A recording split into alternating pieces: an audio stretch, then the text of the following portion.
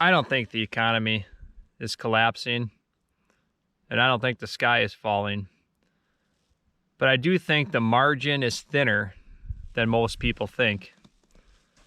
And when margin gets thin, small disruptions start to feel bigger than they used to. And that's what I've noticed lately.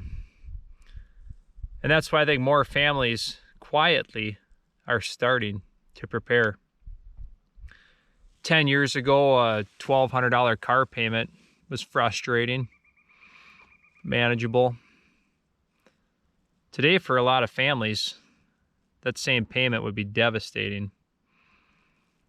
Pair that with the fact that insurance premiums are up and seem to keep rising. Property taxes are up. Groceries haven't really come back down. Interest rates are still higher than they were a few years ago. On paper, things might look stable, but at the household level, it feels much tighter. And tight margins, they change behavior. I've noticed a lot more people fixing things lately rather than replacing them. Like my plow truck I'm next to here. This thing's quite old. New ones are expensive. I've noticed a lot more bulk buying of things. Seen a lot more backyard gardens. Think about it. I've heard a lot more conversations about families wanting to lower expenses right now instead of upgrading lifestyles. And that tells you something.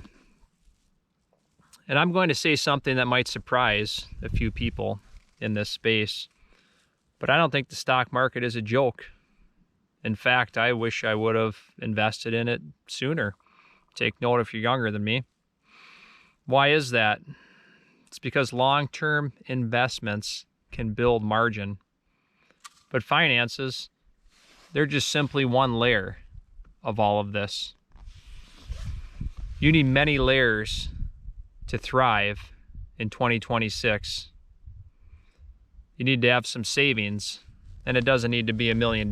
Just think about what you spend every year and have something there for when an emergency comes up.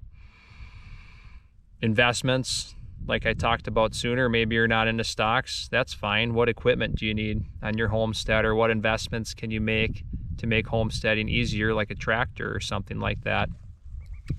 Land is an investment. That's a huge investment, and it's good to own the land that you stand on. I'm blessed enough to say I can own the land that I'm standing on right now. Skills are another layer that you need. You need to know how to work that land. You need to know how to hunt that land and maintain it so you can thrive on it. But all of this is aimed at reducing dependency, because the people I know that are calmest right now are usually the ones that have many layers.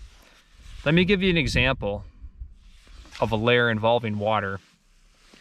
I used to live in a small town along a beautiful river. It had a great well, the property I was on. It was a phenomenal well, clean water, no chemical taste, no monthly bill. It worked. It took water out of the earth like a well is supposed to. But then the town mandated that everybody switch to city water and have their wells sealed by concrete.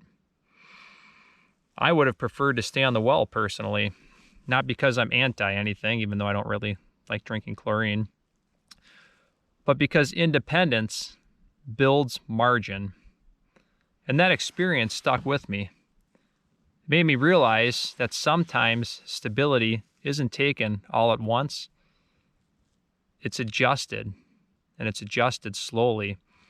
And the more dependent you are on one system, the more you are exposed when things change like they did for me. I'm not saying panic, but I am saying pay attention, because financial systems don't usually break overnight. They erode quietly. And when your personal margin is thin, you're going to feel every little shift that comes up. And that's why I think more families are leading toward homesteading, toward gardening, toward learning trades, or building side income. It's not necessarily out of fear, but more so out of awareness. See, we choose this lifestyle because it builds margin. It builds financial margin. It builds food margin. It builds a skill margin.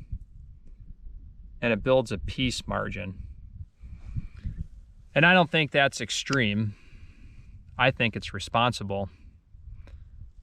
If you're building margin in your own life, whatever that looks like, you're probably ahead of the curve right now. And ahead is a good place to be right now. I'm curious, what's one layer of resilience you've added recently in your life or on your homestead? Is it savings? Is it skills? Is it food? Is it land or a plan to do something different? Let me know below. I read the comments. Thanks for watching, and we'll catch you in a few more days.